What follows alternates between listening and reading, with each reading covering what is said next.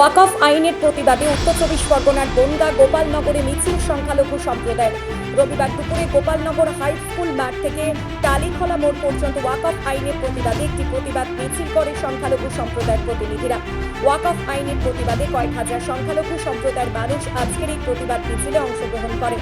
এই র্যালি, বিক্ষোভ র্যালি, এটা বিক্ষোভ সমাবেশ, একটা মিছিল করব গোপালনগর থেকে টালিখোলা মোড় পর্যন্ত।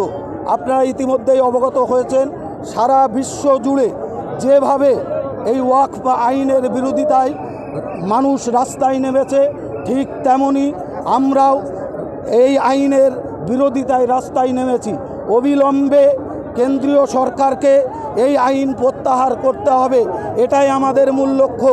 আজকে যদি আপনারা খেয়াল করেন, প্রায় 50,000 মানুষ এই মাঠে দাঁড়িয়ে আছে, এখনও 50,000 মানুষ আমার রাস্তায় রয়েছে।